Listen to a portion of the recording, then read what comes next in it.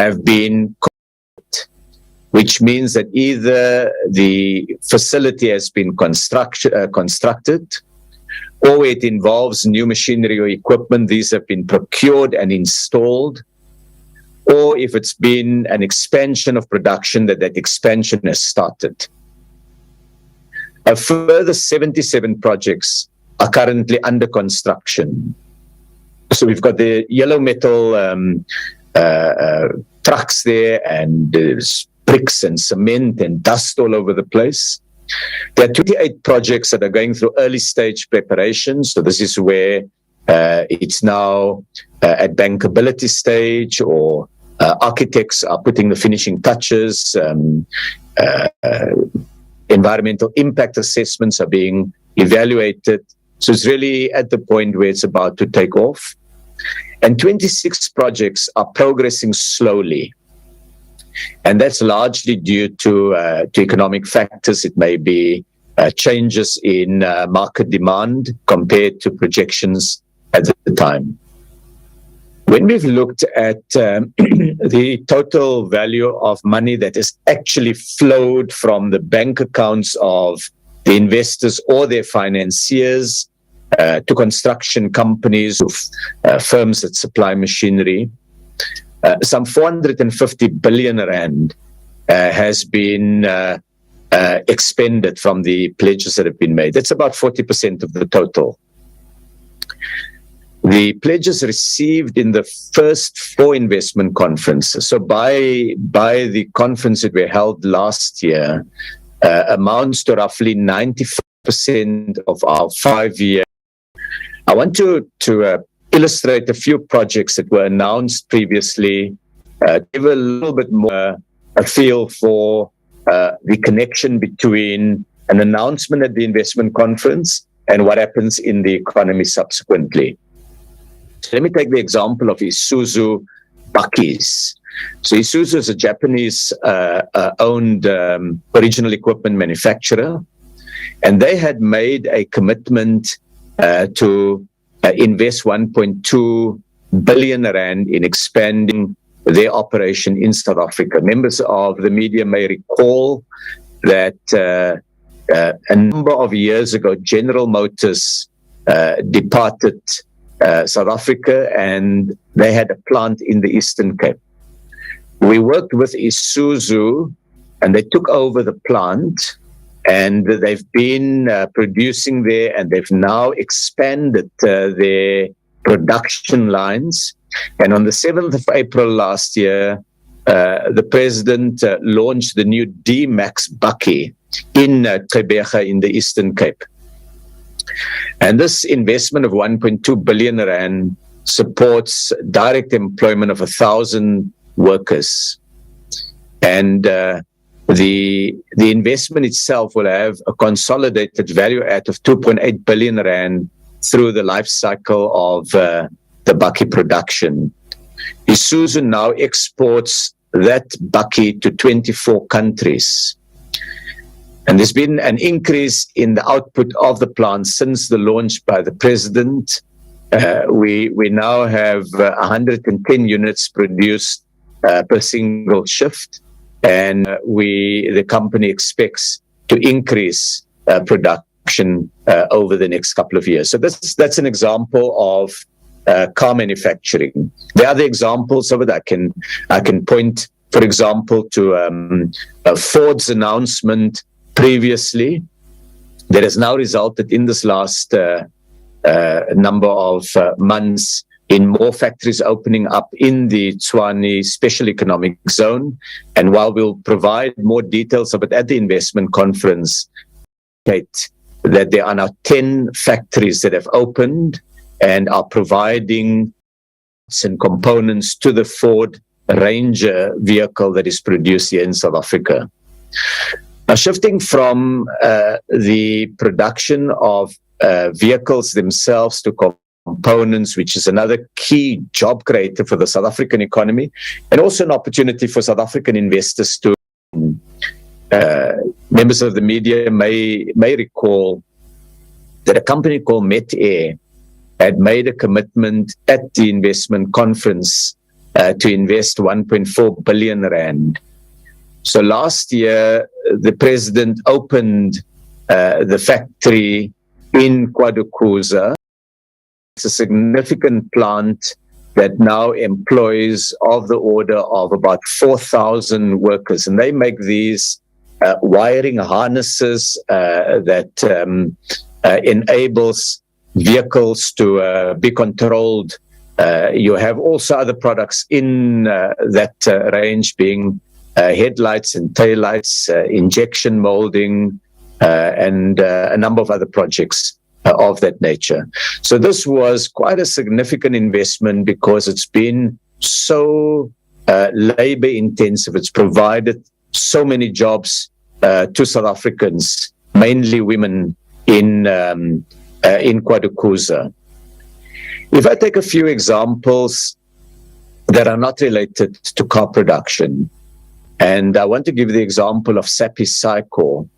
SAIC made a commitment to invest significantly, in expanding their operations in South Africa. And in September last year, the president opened the new SAIC plant in KZN. And the company basically takes trees, locally grown timber, and it dissolves it into pulp that's used in the production of a range of products, from textiles to tablets to cosmetics and so on. There were a number of jobs created, 2,500 jobs in the agriculture value chain in timber plantations, and 100 jobs at the plant itself. The total investment value was 7.7 billion rand. And in addition to the investment value, the company also now produces 5.5 billion rand, which is a significant boost to our localization efforts. Let me take a very different example, and that is an announcement that was made by Google at the. They committed to make available investment that would enable greater infrastructure that would be in the form of undersea cables. And I went to the launch of the cable facility last year, and it's the 8th undersea cable that connects South Africa with the rest of the world. At the time when we announced it, it was the largest capacity yet at 104 terabytes. And the cable stretches from Portugal via West Africa. It lands in South Africa in Melkbosstrand in the Western Cape. And in August last year, we officially opened the facility. And this will deepen the digital link between South Africa and West Africa, as well as to Europe. And of course, through the hub arrangement, it will support our links with the rest of the world. OpenServe, which is a South company, is connecting the cable to the domestic network, which will enable significant additional economic activity as the system expands. And this will allow for a range of economic and social linkages, from phone calls, virtual meetings, like the one that I'm having now, where I'm linked via Zoom to Johannesburg, to text and email, financial transaction, and importantly for South Africa, call center traffic, which helps to create jobs in South Africa. These are very large investments that I've looked at. I want to give an example of a smaller investment that was announced in 2019. It's a company called Dalisu Specialty Holdings, and they supply detergents and glass and pulp and paper in the South African market. In March last year, Dalisu began commercial production of a anhydrous sodium sulfate at its plant in Piet Retief. And this was done to replace imports. And the plant currently produces about 2,000 tons per month. And this sodium sulfate is used in many manufacturing processes like detergents and cleaning chemicals, and cellulose and leather and textiles. They've created 25 permanent jobs, and a number of which are from the Mkondo municipal area, which is an area that we're trying to get more jobs in. And it's an investment that also creates a spin-off effect locally. It's run by a Black South African, and 25 jobs were created.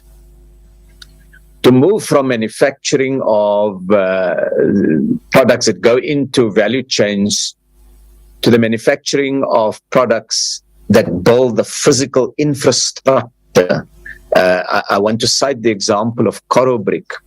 And they had made an investment commitment in one of the conferences. And in May last year, the president opened quite an advanced production facility that will produce about 100 million bricks every year. More than 1,000 created during the construction phase, and 100 permanent jobs were created in the production phase. And they supplement energy supply with renewable energy in their production cycle. And so we're also working now with companies to see how we can tackle the energy challenges themselves. Perhaps another example that I could give is Aspen. Now, a number of years ago, Aspen made a commitment to expand its facilities, and we reported previously that the plant was opened and they produced the J&J vaccine. But in August last year, something happened that illustrates another part of this. It's not only the opening of the plant, but the investments that have been made often enable South Africa to bid for new products and to grab new opportunities. So in the case of Aspen, they concluded in August last year a 10-year agreement with the Serum Institute of India to manufacture, distribute 4 routine vaccines on the African continent. And they were able to repurpose their sterile facility in Gqeberha, which was supported by DTIC incentive, and also address the fact that there's a declining demand for the J&J vaccine it was producing because of the reduction in COVID infection rates. And so this licensing agreement that they signed enables them to produce a number of products like hexavalent, pneumococcal, a polyvalent, and a rotavirus that enables us to not only supply local clinics and hospitals, but also to sell to other parts of the continent. Now, there are a number of other examples, and at the investment conference itself, we will be highlighting many of these new investment commitments and what they've resulted in. Some of them are in areas of energy, others are in manufacturing, and as you'd have seen from the examples I cited, in other parts of the economy. So let me conclude by saying that the investment conferences have been very helpful in spotlighting the importance of investment to our growth story. In a number of cases, they've highlighted challenges that we face either at local government level or with our infrastructure. And we've been able to find solutions to those. But as we get more of our investment or more of our infrastructure fixed, as we get more of the renewable energy rollout, we're going to see also a boost in the output in the investment plans that have been built to date. So I think they all highlight and underline the importance of cracking the energy and of dealing with other challenges that we have. I'm going to conclude by saying that I know the team at the IDC will have a lot more information that they will be able to share with members of the media. And I'm just sorry that I can't be with you personally, but I'd like to give back to our host.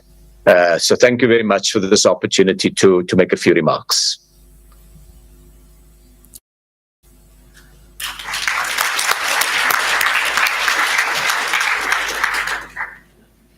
Thank you, Minister Patel, for opening remarks. And I'd also just firstly to acknowledge, Minister, we did have a technical glitch that allowed your visuals to intermittently come through, but audio was perfect, and thank you for the recap. But for all our members of the media present, please, the recording will be made available. But also,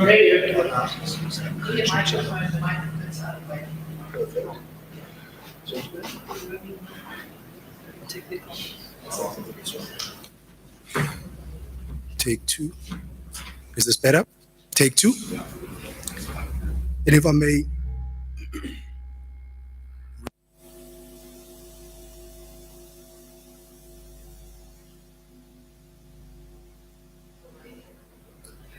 gentlemen. Perfect. Thank you, Minister Patel. Technical glitches, gremlins have crept in to disturb our engagement. But I did want to acknowledge that we did have your your visual come through intermittently, but audio was spot on. And we want to thank you for not only making the time, but I think the recap on some of the critical investments from Isuzu, Daliso Brick, but also Aspen, some of these key critical projects where projects have been converted from beyond pledges. So we do have members of the media, and as indicated, this would be an opportunity for the media to engage with the minister in the time that we have available. And I'd really want to allocate 10 minutes and ask the team to provide a roving mic. The ask will be that you introduce yourself in the publication, pose the question. We'll take two at a turn and allow the minister to respond before we release him. If I may please get an indication from members of the media and questions we may have.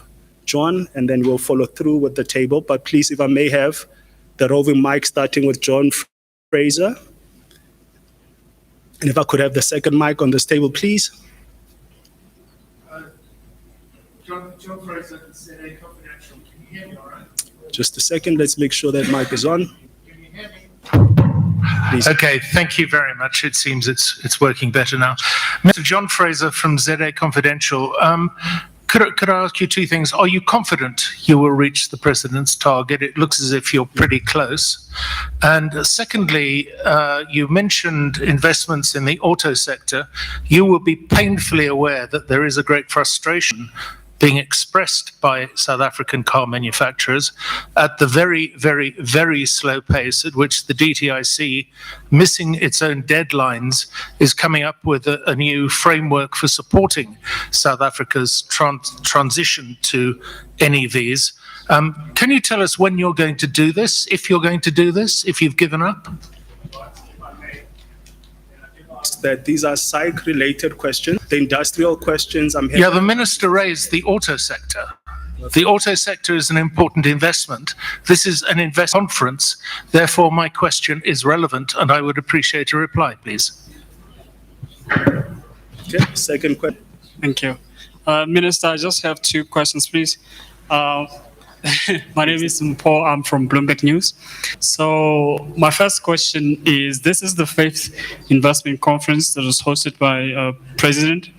Is there a sense of or measure of success on whether the gathering has boosted investor sentiment for South Africa over the past 5 years? And secondly, to what extent do you anticipate the impact of a country's energy crisis will continue to impact investments in South Africa, particularly given the extent of the power crisis that has already cost as much as $50 million a day, according to the Reserve Bank? Thank you. Perfect. If we can invite the third question, and then... Hi, everybody. Alex from Germany Trade and Invest. I've got two questions. Mr. Patel, you said that there was 230 investment announcements, only 83 completed. What would you attribute the failure of all the rest of them? And the second would be, The SA German Chamber recently conducted a survey amongst its members to find out what the biggest problems are that Germany has with South Africa, and that's got to do with visas. We have encouraged the Department of Home Affairs to work together with the Chamber, but I would be very interested to find out whether or not what your answer is to this particular issue. Thanks. Thank you. Over to Minister Patel for responses. Well, first, thank you very much for the opportunity to respond to these. Let me start with John. And hello, John. Good to see you virtually. I hope next year I'll be able to join you at the breakfast and banter a little bit at least. I'm going to start with the question around the target itself. We're confident we're going to reach the target. And what we're doing now is evaluating the extent to which the successes that we've had over the last challenges that we've experienced, and there's been on both sides, how that can inform the drive for the next 5 years. So part of what has been the success around the investment conferences and the pledges that we've been able to achieve is the opportunities in the domestic market.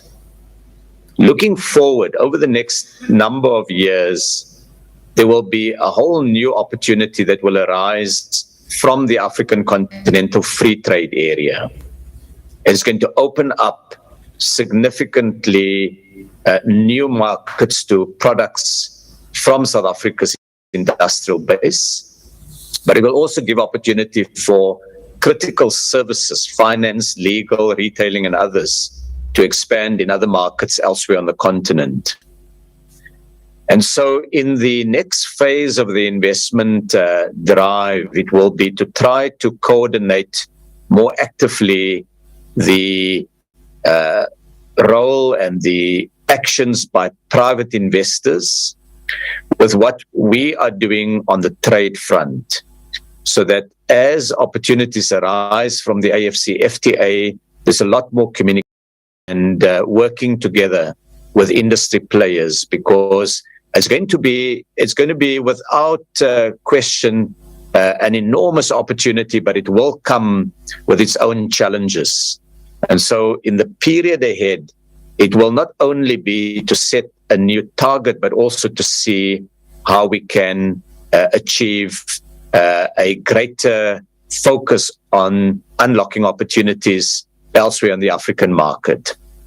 This is an opportunity for South African investors, but it's also for foreign investors that are able to leverage off their existing plant and equipment in South Africa, and those who want to settle in a jurisdiction with rule of law and a judiciary that is fiercely independent and where contract enforcement is strong.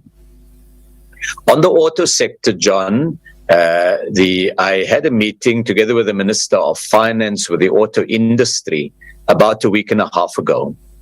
And the meeting was very positive. They were very happy with the outcome of the meeting, because what we did was we took them through all of the very detailed issues that we're dealing with at the moment in finalizing an electric vehicle roadmap. You may want to recall, John, that our biggest export market for vehicles is the European Union. And the EU has put in place, or had announced previously, that there will be mandatory conditions for new car registrations from 2035, that only full electric vehicles would be registered. And so that means that South Africa needs to retool to enable the production of electric vehicles by or before 2035 if we are going to stay in that market. And OEMs, of course, these are the big car makers, are keen to get the earliest indication of the support packages and the policy frame, because they have investment cycles, typically 5-year, sometimes 7-year investment cycles, and they'd like to plan ahead. From our side as government, we balance the need for certainty, on the other hand, with a careful look at our own energy transmission capabilities, that if we introduce too fast for the domestic market policies that will increase EV, that's electric vehicle purchases, it will put more strain on the grid. And we were very open with all the considerations that we took into account in determining the appropriate timing issues. So I can understand there will be lobbying, and sometimes the lobbying is very public, and automakers are very keen to get the earliest insight into our detailed thinking. But we've said to them that there is a real commitment in the country to electric vehicle production. The President has made that very clear in his own pronouncements. The Minister of Finance referred to it in the budget speech in February. But the timing of our announcements have to be synchronized with a number of considerations. I'll give one really interesting example that we shared with the automakers. Europe announced last year that they were going to introduce a requirement that only full electric vehicles would be permitted for registration and therefore for purchase and sale in the EU by 2035.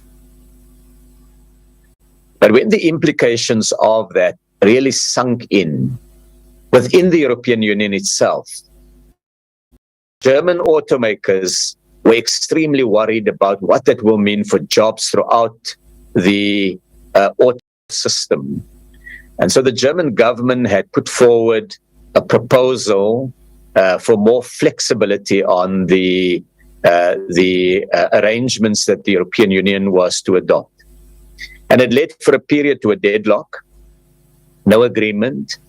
And eventually, I guess it was about 2 weeks ago, maybe 2.5 weeks ago, they reached an agreement that they would enable vehicles that use e-fuels. These are a kind of synthetic fuel that effectively converts carbon dioxide so that the net carbon emission of that fuel would be either significantly lower or carbon neutral compared to ordinary fuels. So these e-fuels, the European Union have agreed now, will be included in their final regulatory frame. Now, that's an example of significant regulatory clarity that will influence our roadmap. So we're keeping a very tight eye on what is happening in key markets elsewhere in the world. We're in 2023.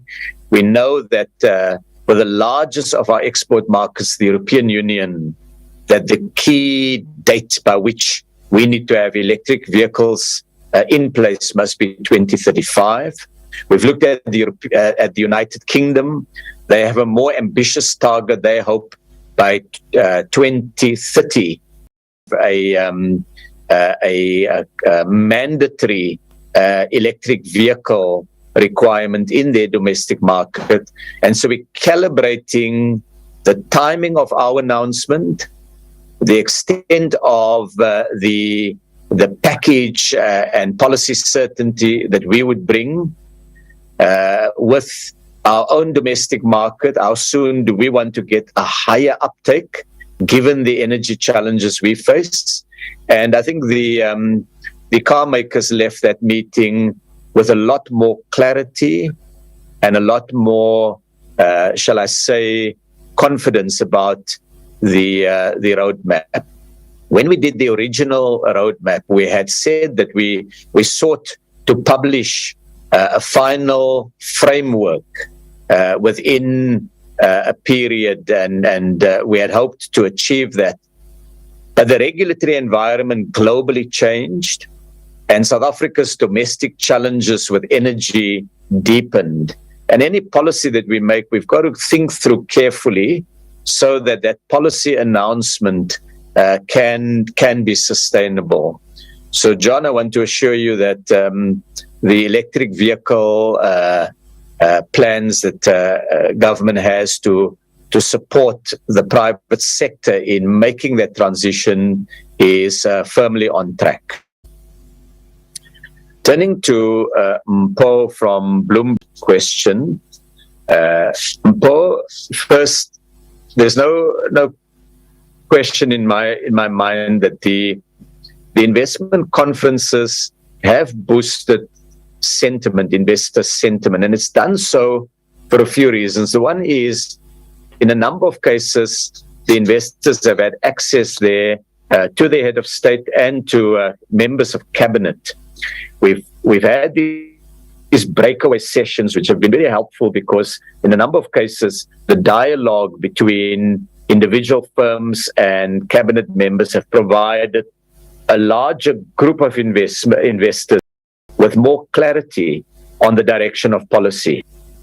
So on communication policy, for example, on the transition from analog to digital, when the Minister of Digital Communications engaged with the business community at the investment conferences, that provided the large companies with greater clarity on the timing, on the challenges government was navigating.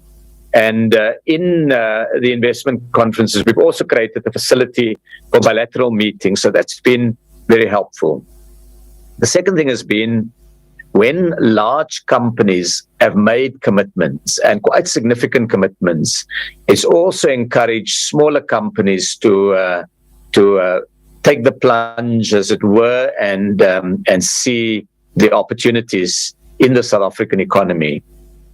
And then the third thing is, while we need to convert many of the policy announcements we make to effective and to disciplined implementation at the level of local government or line departments, the investment conference has also been an opportunity for feedback to government, for investors to say to us, look, you know, as government, you've got it right there, and in this case, you haven't quite got it right. We can see where your policy is going to, but it's not had the effect that you have wanted. So that has been very helpful. And of course, it's not hurt that investors can see the prominence government gives to investment. The fact that in this administration, we've pioneered this idea of regular annual investment conferences. On the second question that you've raised, Mpho, the energy crisis impacts on investment in a number of ways. First, there are large investments which are energy intensive, where the investors are cautious because they need to see that we are able to get the investment requirements in place, and infrastructure is key and energy is key.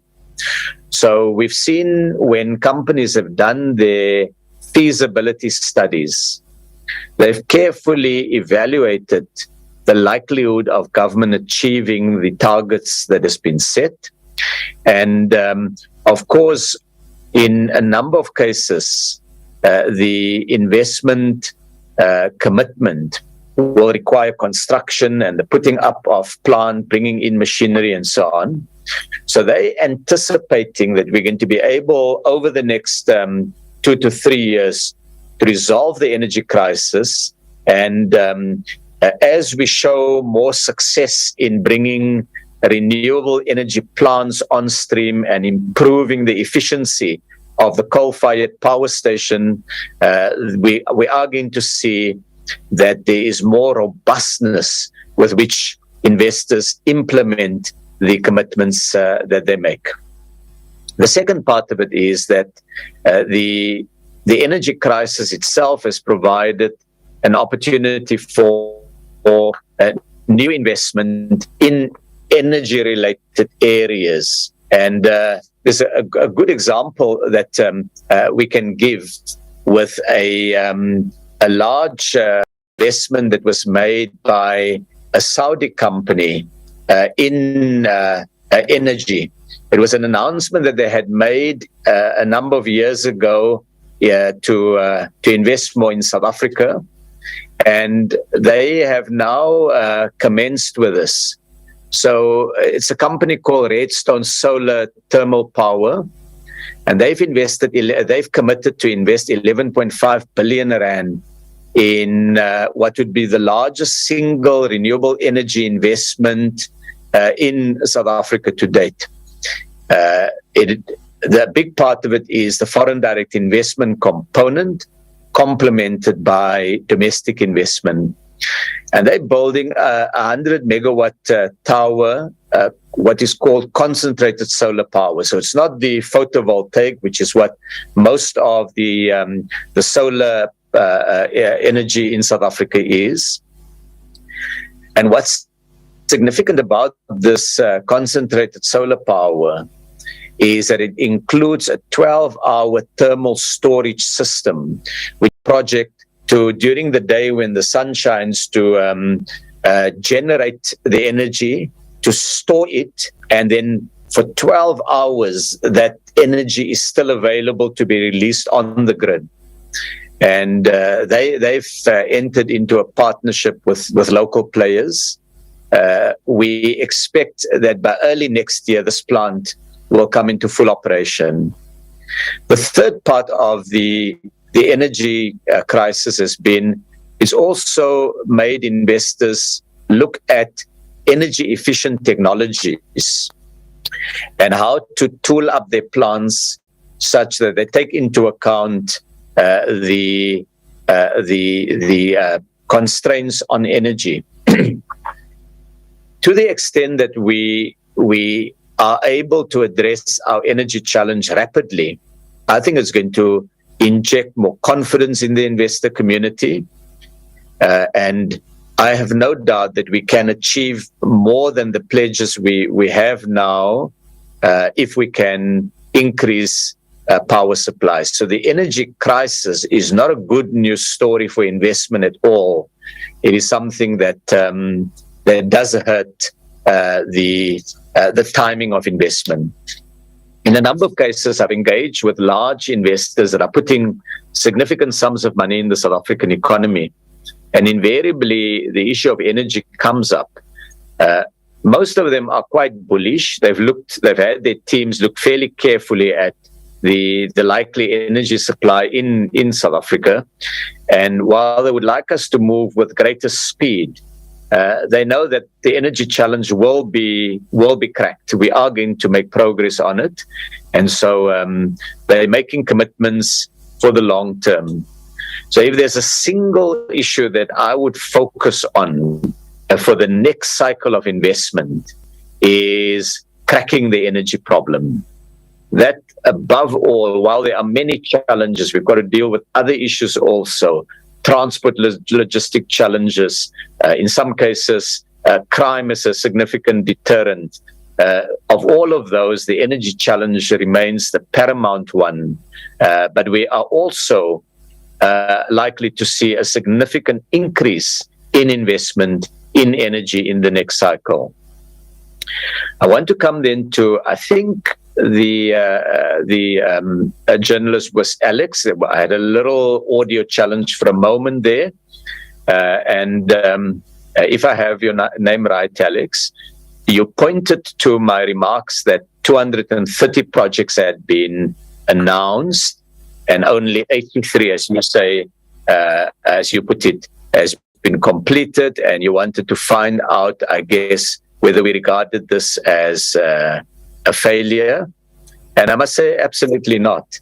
When we say 83 projects have been completed, that means in a number of cases, from an announcement to completion, typically take many, many years. If you're sinking shafts in a new mine, it could easily take you between announcement and completion 6-7 years to get to production. So it is not unusual for this kind of time lag, and that doesn't mean only these 83 projects are currently being active. There's 77 of where construction is taking place, in addition to these 83 that have been completed, and 28 projects are going through early stage preparation. Most of them, of course, would be the ones that were announced last year, the ones going through early stage preparation, and the ones that were announced in 2019 and 2020, they would significantly populate the list of 83 that have been completed. When an automaker, just to come back, connected to John's earlier question, when an automaker makes an announcement that it's going to expand its production in South Africa and it's going to invest, let's say, 10 billion rand or so on, it takes a number of years because the head office says, in your next investment cycle, we're going to put this money in. So they would then run down their current investment cycle, complete the units that they require, and then they would retool. And all of that, of course, takes time. By the time the new model is officially launched on the streets of South Africa, and in fact the rest of the world, because we export large quantities of products to other parts of the world, then you would have, in that period, seen all of the work that I've identified taking place. So no, the fact that 83 are completed is for us very good news. It means these are now ones where production have commenced, and those widgets and products are adding to South Africa's South Africa's GDP, and the others are being built. So the projects that are underway, where construction is taking place, people are employed in construction, brick manufacturing, cement manufacturing, equipment manufacturing. So a lot is happening across all of those. If one needed to identify slow progress, well below what we would anticipate, it's 26 of the 231 projects that fall in that category. In some cases, I know of some tourism projects that were announced in 2019 where they're looking for a return of tourism numbers that we had pre-COVID, before they significantly expand beyond their original capacity in South Africa. So as the market recovers, we'll also see more investment in tourism. And that is important that we address the visa issue. The visa issue really has two components. The one is business visas, which is important to investors, and tourism visas, because that helps to create the market for tourism infrastructure. I met recently, earlier this week, with representatives of the European Parliament, and we had a conversation about the visa challenges. Now, I'm of the view that we need to be able to roll out the red carpet for business visas, where we have investors who need to come to South Africa and engage here, where we need to have work permits for skilled staff. When you're putting a significant sum of money in the South African market, you may want to choose a CEO or a CFO or a chief engineer that comes from one of your operations elsewhere in the world. And our visa regime needs to be both flexible and capable of expeditiously dealing with the application. We've had delays, and the delays have been explained to me by the Minister of Home Affairs. He had said that they had discovered that in the visa issuing system in the past, there had been unethical conduct, there had been examples of corruption in the issuing of visas. And based on that, they changed the system. And in the transition from one system to another system, there were quite significant delays.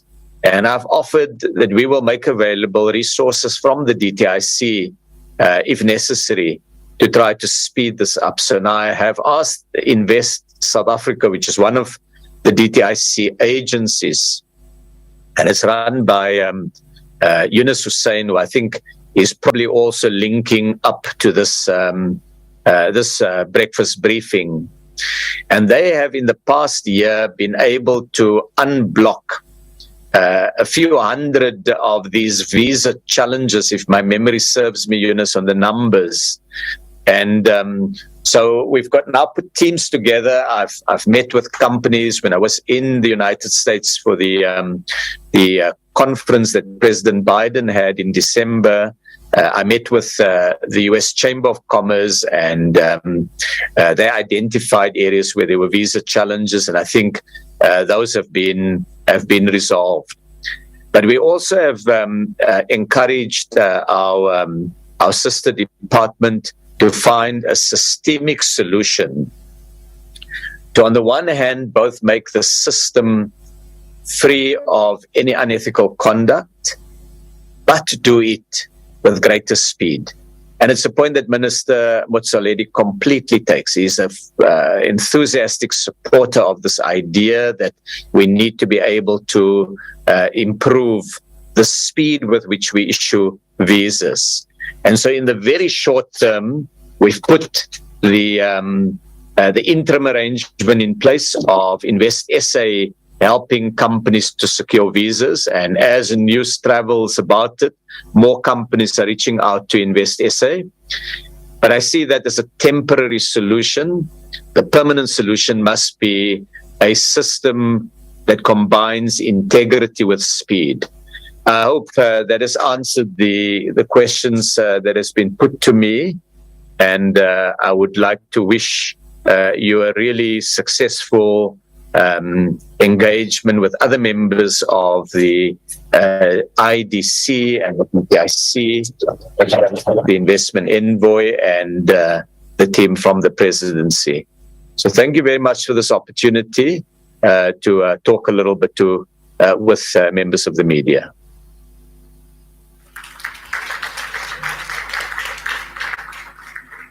Thank you, Minister Patel, for that engagement, and for all other media queries available to also channel these to the ministry. But also aware of time, I'd really want us to recover a bit of to the next phase of our program. Thank you. Thank you. Ladies and gentlemen, at this moment, invite Trudi and Phumzile to the podium for an engagement. And I think this is really also for the two leading colleagues who've anchored and also walked off drawing investments to South Africa, really to engage with us and reflect on what the journey is like, has been like over the last few years. And for Trudi, it's really just to ask you to reflect. As you reflect, if I could also invite you to touch on the importance of the investment drive, on its and its priority and where it sits within the presidency itself, and Phumzile with the various engagements, continental and otherwise. If I could invite you to also reflect on what the journey has been, some of the comments you've picked up, and I think some of them already expressed in the room. But if you could also just reflect on that journey, but some of the responses and how we are addressing those issues in the investment conference itself. But Trudi, over to you. All right. Am I audible? Are we still having technical challenges? Thank you very much to everyone who's graced this breakfast. I think for us, it's a very important milestone, getting to the 5-year mark. It's been a very eventful 5 years, as you can imagine, with the president coming with a very ambitious target to raise new investment, to really work on fixed capital formation, the stuff that really drives the economy. And through that journey, we've obviously seen events beyond our control, like the onset of the pandemic. We've seen our own internal dynamics, unrest, energy challenges, logistical challenges. But through it all, we've also seen the investment flows coming, optimism about the South African story, and real appreciation for what the country still has to offer, despite all of these challenges over the past 5 years. So we're very glad to be coming to a point where at the 5-year mark, we see that we're close to the target, almost there. Actually, by the 4th year mark, we're already there. And this is the cherry on top, this 5th investment conference, to really reinforce the messages that we started with, to say that South Africa is investable. Many other countries have the same challenges that we have, but we've been able to come together to work through those. I think broadly, just in terms of my role as economic advisor, I think of economic policy issues in 3 buckets. In the one bucket, there are those actions that we take to fix the fundamentals of the economy. So dealing with logistics, resolving our energy crisis. And a lot of those are policy issues. And over the past 5 years, the president has come to the conference to share what he has done on that reform agenda. I know there are questions about pace, but in terms of the substance and the direction of travel, we've seen that over the past 5 years, a lot has been done through mechanisms like Operation Vulindlela, through the work of the DTIC, National Treasury, many other departments in the economic cluster, to really improve the investability of South Africa. The second bucket I put issues in is those that help us to pursue new sources of growth, because we can fix the fundamentals, we can have the legacy economy that we've always had. That's very important, but that should enable us to pivot to the next opportunities. And those next opportunities, Minister Patel touched on, for instance, the continental opportunity, but also the digital opportunity, the just transition and the greening opportunities. All those can open up new industries, but investment is very crucial to achieving that. And we've seen key investments in all of those areas, be it the Googles, as he mentioned, or what we've done in renewable energy, what we're seeing in agro-processing, another revival there, where we can get to the next phase of more sophisticated agricultural exports to the rest of the world. So, pursuing new sources of growth really is where the investment drive should focus. It's important, and we've seen many investments that replenish what we already have, but we're also very keen to have those greenfield investments that take us to new frontiers. And I think when you see the pipeline, you see that we have some of those, but I think I would urge us to do a whole lot more to really drive that greenfield. And I know we have lots of partners in the room who can help us drive that in terms of even diplomatic community, to really showcase what can be done in this country in terms of greenfield investment to investors from the rest of the world. One of the early comments that had been made about the investment drive was that it was too external focused. But what we've actually seen in actual investments, that a lot of them have come from domestic investors who are the basis for the economy. But at the same time, we still have to get back to that FDI agenda and remember that, to pull in resources in the economy is a win-win for everyone. And then the third bucket I look at issues is fixing state capacity. And that has been a passion project for the president. And some of those don't necessarily have to do with actions directly in the economics cluster. So the security cluster plays a very important role in securing the rule of law, securing safety, and also ensuring that our institutions are seen in a positive light and are seen as credible. We've had a setback, of course, in terms of grey listing in that, but there are clear actions to get us back on track to ensure that from a state capacity, from the perspective of state institutions, including prosecution institutions, including institutions that support capital markets, we will be able to regain our place. But when I look at all those three buckets, I see that the investment drive has really anchored all of that action. And as we go forward, this is the fifth iteration, but we now need to think about the second iteration. And the minister also alluded to higher targets, more ambition. As an economist, we like to harp on about our 2030 ambition also that we shouldn't forget. Most emerging high-performing economies have investment to GDP ratios north of 30%. We're aiming for 30% by 2030. We're sitting at about 13%. So we really have a long journey to go. But in terms of revitalizing state investment, we've put in place mechanisms to do that through the infrastructure fund, for instance, and through the infrastructure pipeline. This conference is a way to showcase the private side of it, so that ultimately we get back on the trajectory to those very high rates of investment that speak to a growing economy. Let me leave it there. Thank you, Seppo. Thanks, Trudi. Certainly from the lens of envoys, it has been, I can say, really a spectacular journey. The target itself was audacious.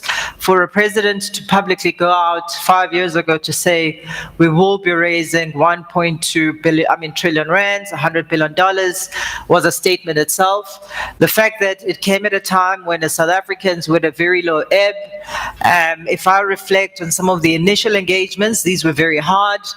And felt like a football team that was always on the back foot, trying to defend the goals. And simply, the conversation has pleasingly shifted from topics of corruption, which dominated our conversation, the issue about policy not being certain, government or ministers and departments not singing from the same hymn sheet, the issue of the state of security, and really the general concern around lawlessness. So these were the first things that we had to bat away, was, I must say, paying for our lunches. But certainly it was a very important point of reflection for us, South Africa, as a country, but also as an investment destination. And which disappointingly has come back to bite us, is the issue of visas. But credit must go to the president, to the presidency, and to the team members. It is not very often that a head of state will sit with investors tirelessly at every opportunity, no matter where we went in the world. And the fact that he was the face of the investment campaign, I would attribute significantly to its success. He sat through some very difficult conversations. He didn't try and defend the status quo. And from there, we all learned as to what investors needed, both domestic as well as international. What was also very pleasing was the extent to which South African business has come to the party. So one of the first questions that was asked was the extent to which South African business is willing to underwrite its own success and its own regeneration. And at times, I think as South African business and as South Africans, we don't always give ourselves full praise that we should do. And to the points raised by Trudi and the minister, you will see that a significant portion of that investment has been domestic companies, but also if you look especially within the auto sector and also to an extent mining, a lot of these are companies that are headquartered outside of South Africa with an international flair. So if I reflect now on where the conversation is, as I've said, unfortunately the issue of visas, due to reasons explained by the minister, has come back to town. A new and I would say far more important issue, if I can rank it in that way, has been the issue of the energy crisis. There is no way of underestimating its impact on South Africans, on the economy, and of course on our investment prospects. But just allow me to give you a few takeaways from having engaged with international and domestic investors.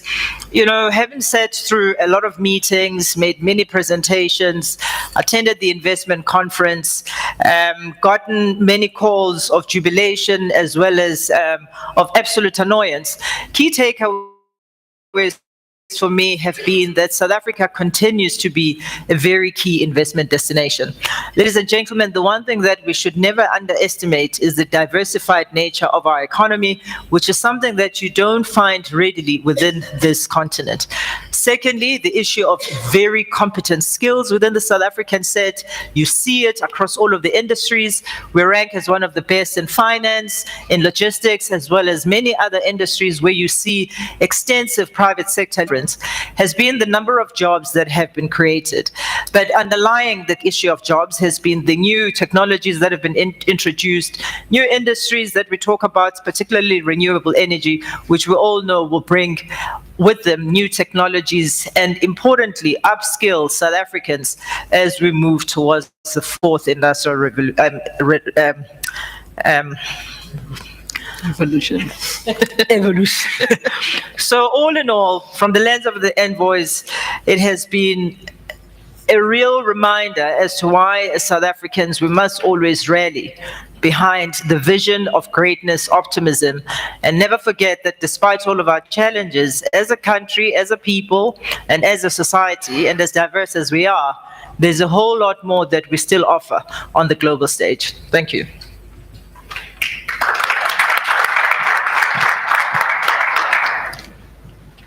Thank you very much, Phumzile and Trudi, for these reflections. You know, working at all the issues that talk to investability and making sure we remain a conducive investment destination is the key takeaway. And also, I think the perceptions and the realities of how we tackle these challenges really then allows investors to take confidence in South Africa as an investment destination, but the diversity that you touched on, and which is really a good appreciation not only of the openness of the economy, but it's really the diversity and the opportunities to invest in South Africa. But this is really a nice segue. Please, colleagues, be aware, Phumzile and Trudi will still be with us for the Q&A session. But please, I really want to take an opportunity to connect what Phumzile said was the extent to which South Africa Incorporated is willing to underwrite and invest in the country has really been a takeaway in the conversations you've had, which allows us to move into the next phase of this discussion. As I indicated, and if I may, ladies, I will invite some of the sponsors to come through, but for Q&A, I will still invite you to respond from your seats. But also, ladies and gentlemen, I did say that the hosting of the South Africa Investment Conference is a partnership with South Africa Incorporated, the private sector. Over the years, we've enjoyed support, financial and human content input from our key partners, the likes of Vodacom, Anglo American, African Rainbow Minerals, Exxaro, Google. This year we've got the likes of Thungela, Huawei, SAB Miller. Transnet is also a key partner of this journey that we've traveled. So at this point, I'd really want to invite our three critical partners, a sample of partners for this year. I would invite executives from Vodacom, African Rainbow, and Exxaro to come through. So from Vodacom, if I could invite Mpumelelo Khumalo, the managing executive for regions, to come to the podium. I would also want to invite Mr. Philip Tobias from African Rainbow Minerals to also join us on the podium. And from Exxaro, Ndimzila Tenjani, if you could please join us. Philip is the Chief Operating Officer at African Rainbow, and Mzila is the Executive Head for Stakeholder Affairs. And gentlemen, I think with the time available, I'm going to ask that you take turns in really reflecting on the investment invitation, support and participation in investment conference. But as members of South Africa Incorporated, what from your respective perspectives? And starting off with Mpumelelo, not only from a technology rollout network has been quite significant, 15 billion pledged over the years. But if Phumzile reflect on Vodacom support and intent going forward. Thank you. I think from our side, during the South African Investment Conference in October 2018, Vodacom pledged to invest about 50 billion rand.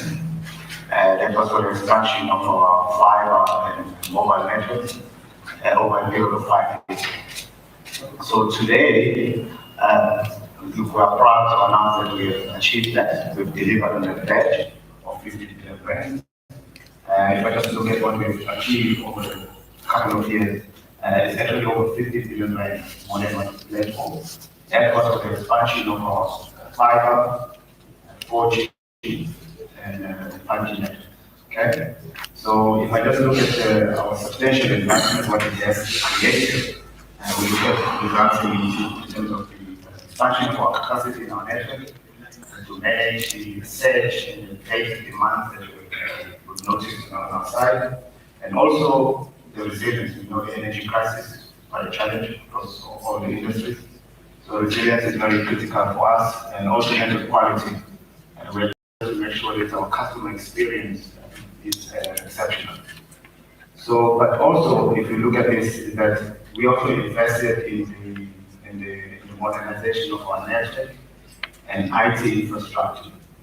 And the reason why we've done that is to make sure that in terms of the to build out of our best in class network and platforms. I think that's very critical for us. What we've done is that we have done this to ensure that we could effectively and efficiently use our spectrum to record, and while we're ensuring allocation at that time.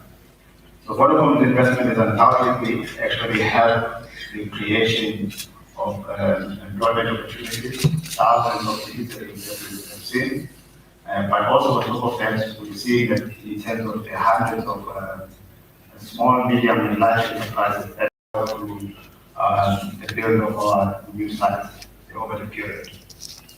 But I think for me, what's very close to my heart is if I just look at the bridging of the digital divide and foster digital transformation, mostly in the deep rural communities. I think that's very critical for us as an organization.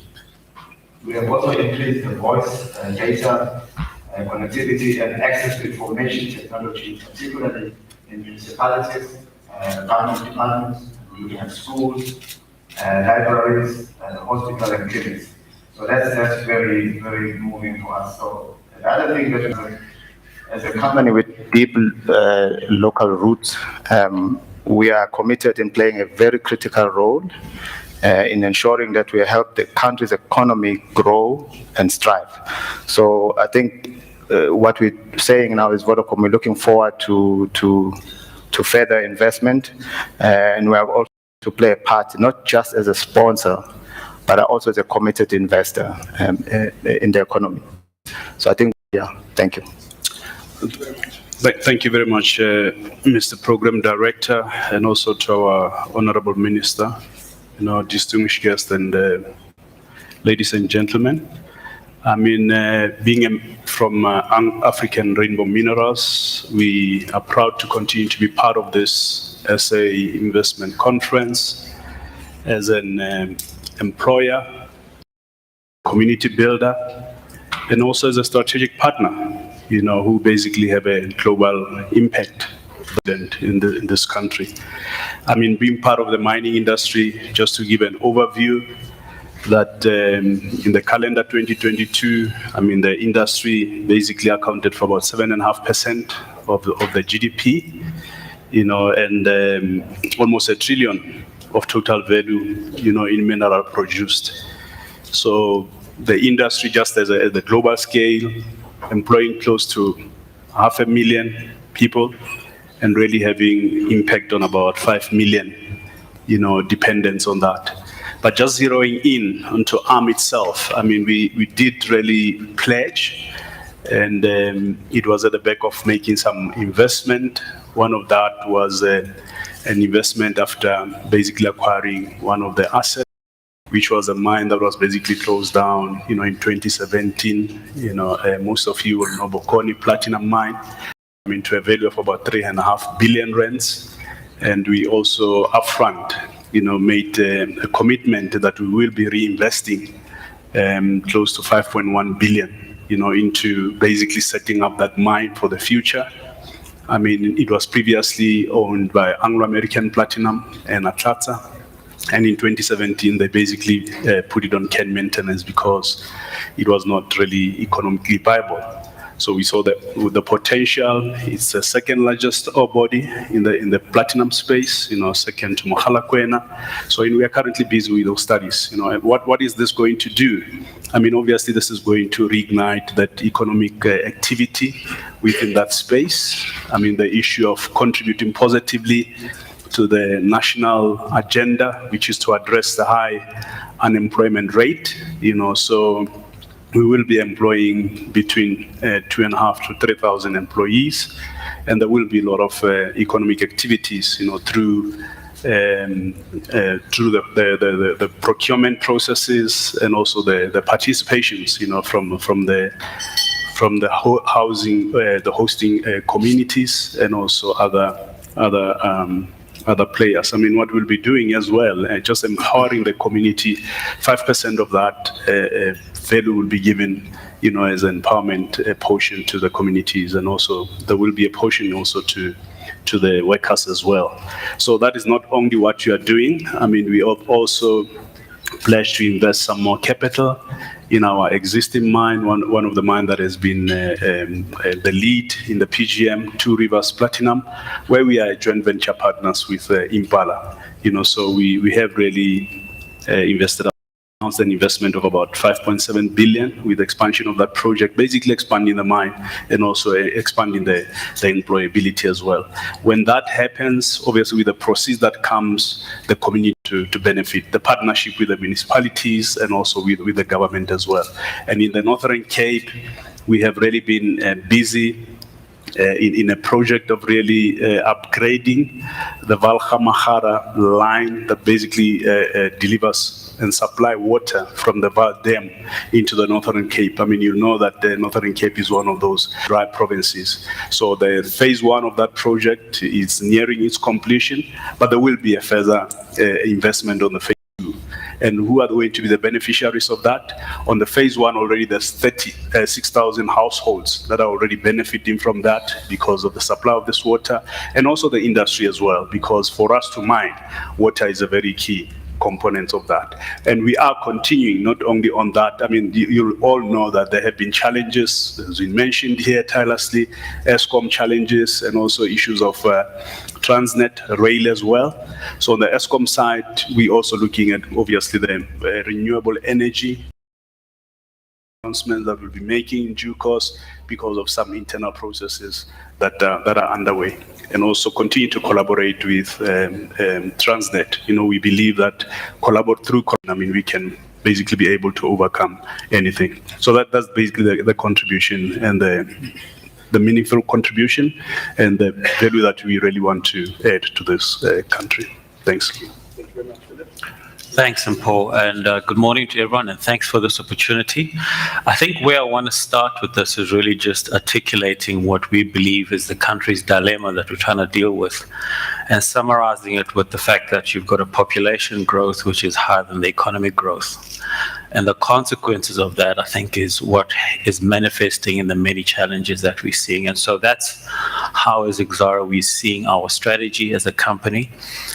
And it really then leads me to a story that I want to share with you in terms of recent results roadshow as a listed company, where one investor actually said, how is Exxaro of country risk in terms of South Africa? Now, it may seem like a strange question that as a South African company, South African investor, you would speak of country risk, but this is where we've come to as a country, and we have to deal with it for what it is.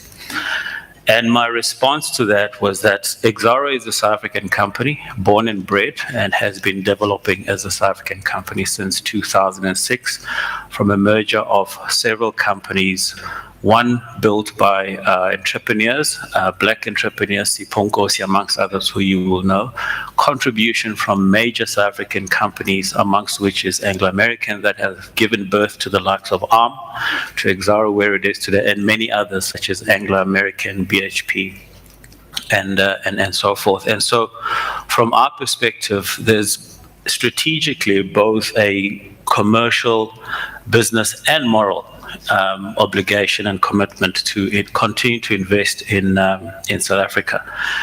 And it is not because we are blind to the challenges of taking the role that as a business. We will play a leading role in contributing and building solutions to address the challenges that the country is facing. Not to say that we don't have options in terms of where else to invest, and our strategy, which we have appropriately called a sustainable growth and impact strategy, speaks to both the challenges and opportunities that we continue to see in South Africa, but also in the continent. From a South Africa perspective, and the reason why we continue to be associated with the investment conference for the past 2 to 3 years is that coming out of this sustainable growth and impact strategy, firstly, from a sustainable growth perspective, the first issue is that we are starting off as a very strong coal company in South Africa with a very important role to play in the energy value chain in the country. And in the context of climate change and needing to respond to the challenges of climate change, we have made the stated intent that to secure energy in South Africa, we will continue to protect our assets. We have very good assets in the Waterberg as well as in Mpumalanga. The Waterberg, as you all know, was previously declared as a mineral endowment which needs to be unlocked. And key to that is logistics, not only for coal, but many other commodities and connecting to the rest of the continent, such as Botswana. And so that foundation and base is important, which will then enable us to invest in other commodities such as manganese in the Northern Cape, copper, as well as bauxite elsewhere. And these are important growth elements. But let me also mention the renewable energy side, which speaks again to energy security for the country, where we have invested 229 megawatts of renewable energy in the Northern Cape, in the Eastern Cape, with a view to growing that to 1.6 gigawatts. So that sustainable growth perspective is important. But we're also faced with a just transition as we transform the company, and this is where the sustainable impact comes in. So it's a sum of two strategies. And this is really talking to the country and the human needs of our strategy, to make sure that as we transition as a company, we also take all our stakeholders along. And so this is what we believe as a company will really give confidence to South Africa in terms of the role that Exxaro plays in addressing its challenges. But I think also as a South African company, give confidence to other investors offshore that South Africa remains investable. Thank you. Thank you. And I think, key takeaways, and to summarize, and please allow me some poetic license, but it's really the extent of both, all three companies already have embedded the need for renewable energy as part of the contribution to not only their operations, but also how we contribute to the bigger energy requirements of the country. And I think from a Vodacom perspective, and it's the underappreciation around what the connectivity means from an economic activity perspective. And I'm certain your corporate clients can give a perspective of what this additional speed and connectivity means for their own operations. So that's something that's truly appreciated. And Philip, when you're speaking about the reigniting the mine itself and what that has meant, not only from a job creation, but community empowerment perspective, I think the partnership with Impala and other stakeholders talks to really what South Africa needs as part of the concerted effort to get increased investment, but improved economic activity. And then Zilla, thank you very much for just that synopsis, just around the strategy itself, but how that's been internalized, because all of it makes business sense. There's commercial and business reasons for investing in South Africa beyond just the moral obligation. But for us, it's also seeing how even this participation, the investment conference, and what the road looks like going forward, all of this comes together to complement each other. But thank you very much just for reflection. I'm certain we've got other business partners that can too tell the very same, perspectives on how they've internalized what it means to be a South African company, but also investing in South Africa. So thank you very much for that. Ladies and gentlemen, I know we're a bit behind time, but this is really the open mic session. If there are any questions from the floor, perspectives that you may want to give, as a business leader, an investor, a country representative, I really would want to accord a bit of time for that and quickly bring the session to a close. So I will look for any burning questions, commentary, please.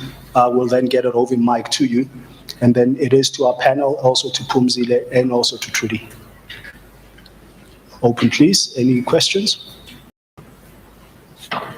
Alex?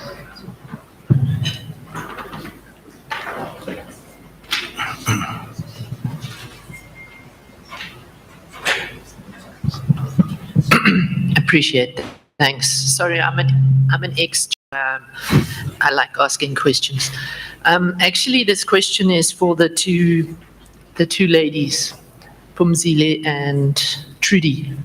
I hope I can. Hi, ladies. The one comment that disturbed me and that I've actually noticed a lot of people talking about is that investment and the face of investment in South Africa is hinged on President Ramaphosa. So this is the question, who is the next in line that you would say, or what's the contingency plan just in case next time we won't have President Ramaphosa? I know I'm really throwing you in the deep end here, but it's just a question that I'm here, I might as well ask. Thank you. Goodness. Well, maybe, do you want to take more questions first? Okay, Mr. Alex's question, Yeah. and take the next.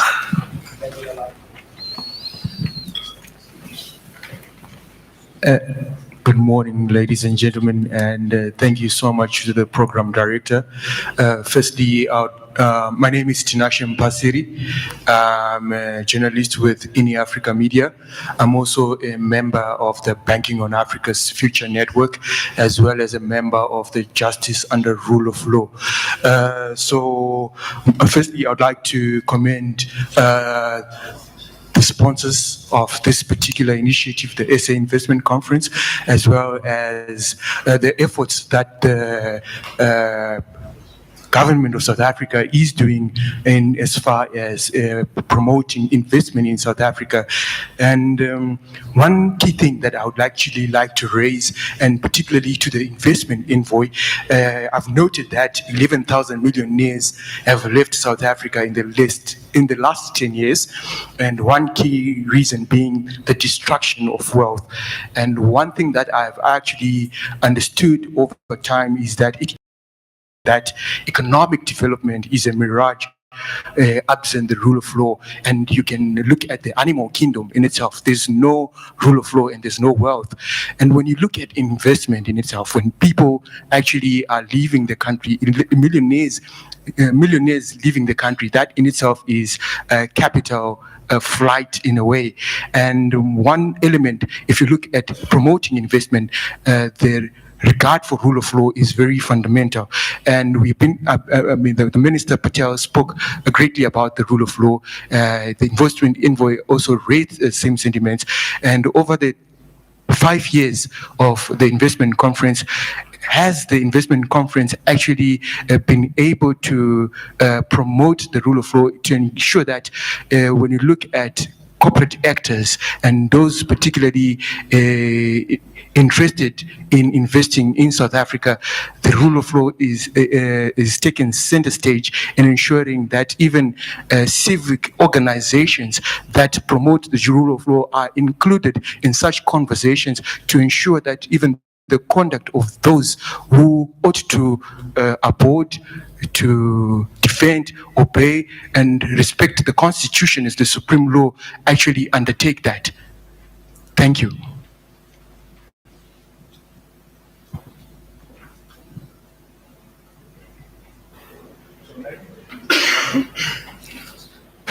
So let me give a shot at addressing the two questions posed. So certainly, in referencing the president as having been a key part of that, one can only say it is correct. And it's almost like who will not, or chairman of a board who don't stand behind that strategy. The issue of potential risk, what happens if the president is not there to do it? I think the one thing that we have seen, which was also referenced by Minister Patel, cabinet ministers, deputy ministers, people from the presidency, his economic advisor, Trudi, the envoys, have certainly been playing a very supportive role in ensuring that the South African message is carried across locally and internationally. But they've left a very big question mark. If the man who set the stage and said, "This is my vision," was not the person, was not the face of the vision. So in my mind, it is very appropriate, and I'm very confident and based on experience, and I think what is evident to everyone, that there's enough capacity, there's enough depth across the state, across departments, that many more people are able to have very intelligent and certainly very compelling conversations around this very important topic. So I would say in this instance, you've got to have the face, and this simply is one of those instances. Then to the gentleman who posed the question around the number of millionaires who have left South Africa, issue of destruction of wealth, the issue of capital flight, the rule of law. So on the issue of rule of law, I mean, I am not schooled to address that topic, but certainly the one thing that we've all seen and reflected on in South Africa is that when they say the long arm of the law, this is true indeed. So whilst it is true that a lot of people have not been held to task or to standard where there have been transgressions, I must say it is very pleasing to read about arrests, people being called to account.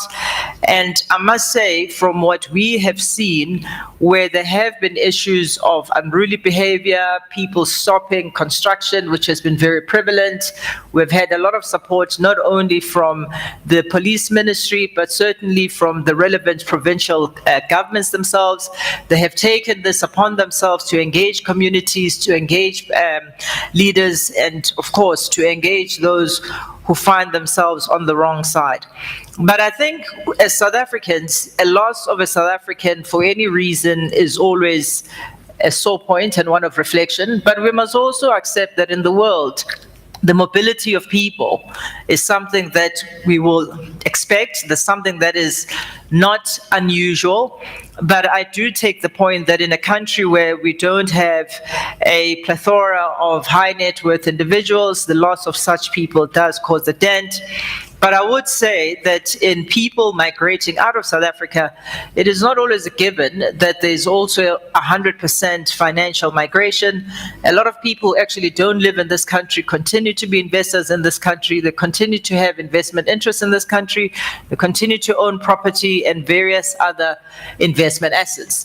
So the issue of capital flight is one that has to be balanced, and I would say it is difficult to prevent people from leaving. The question is, as a progressive society, what are you doing to attract other people to come into your country, to invest in your country?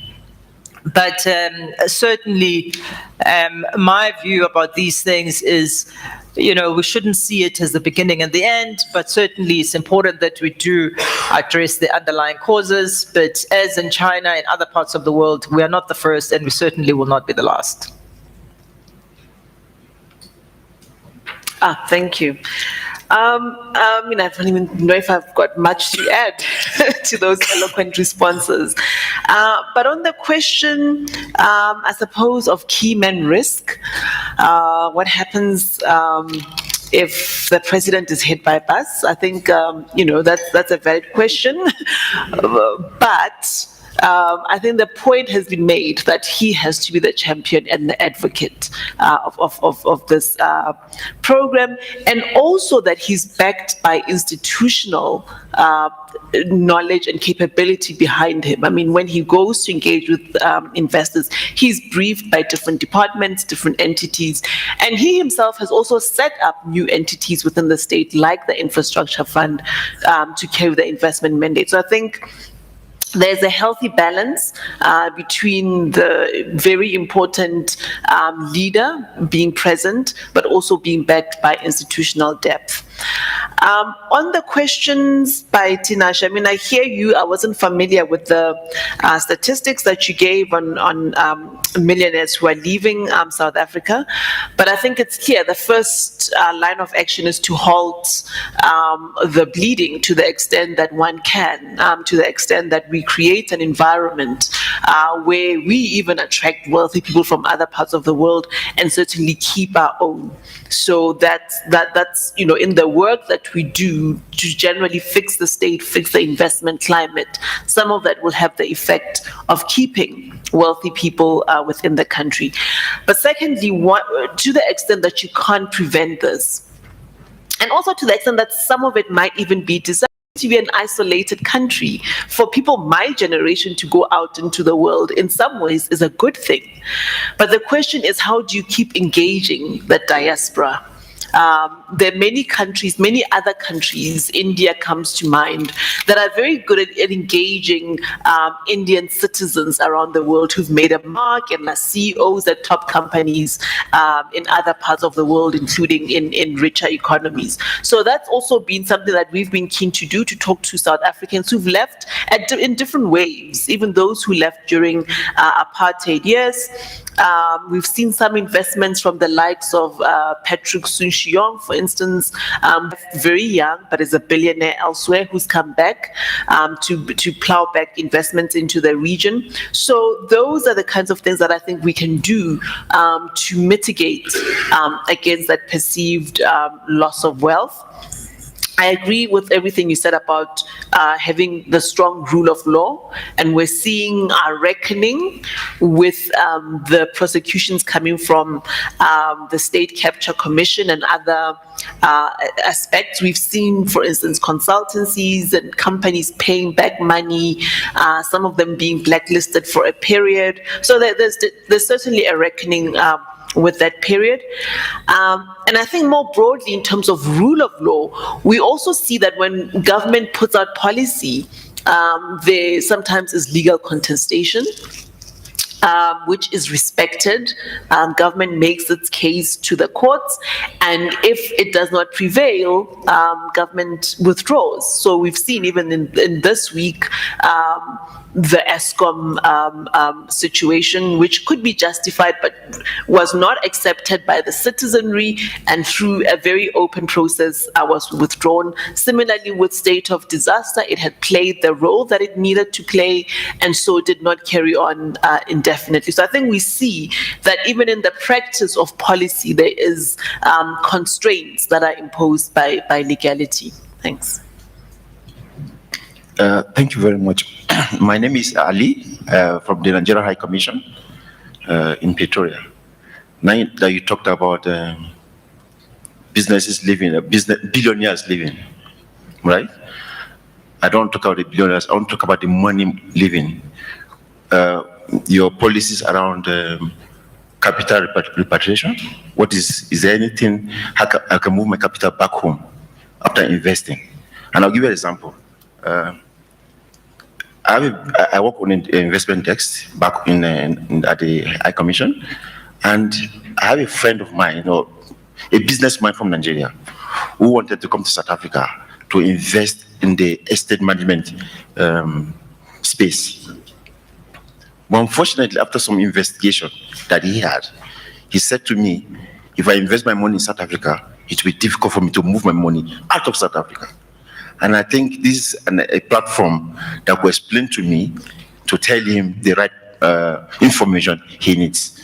That is for a businessman. Now, me as a civil servant, if I open my account with any of the banks in South Africa, and I wish to move my money, maybe back to my country, it's a very, very difficult task. And I think it's something you need to look into.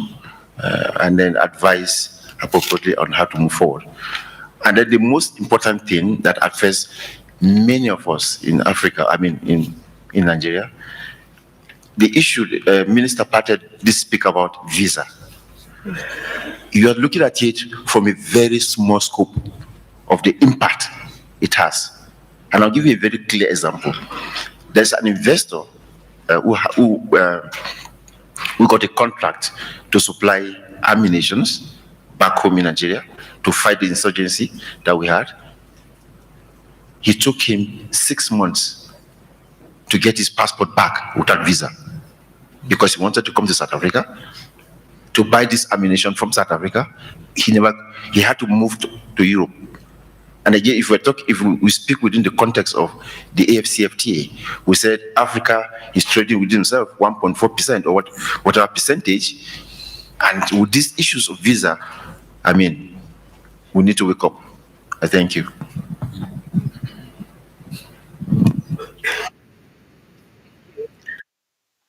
So maybe to tackle it, I mean, over time, I mean, we had an economy with very tight capital controls, and over time, National Treasury has opened up and allowed various ways to minimize those foreign exchange controls. So I think they're best placed to talk to kind of where policy is with regards to that. But from my observation, we don't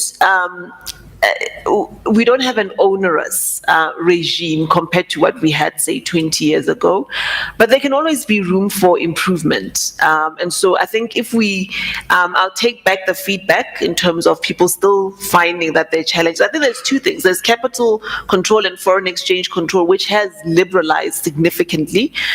Then there might be a question around individuals and process and bureaucracy that we would need to think to talk to. So I will certainly give that feedback because we're in a very interesting period where we want to have ease of doing business.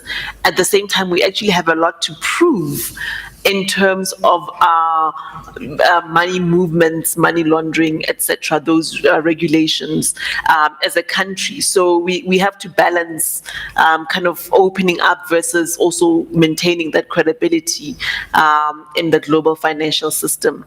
With visas, I am with you. I mean, we keep giving the same feedback and we keep working at it.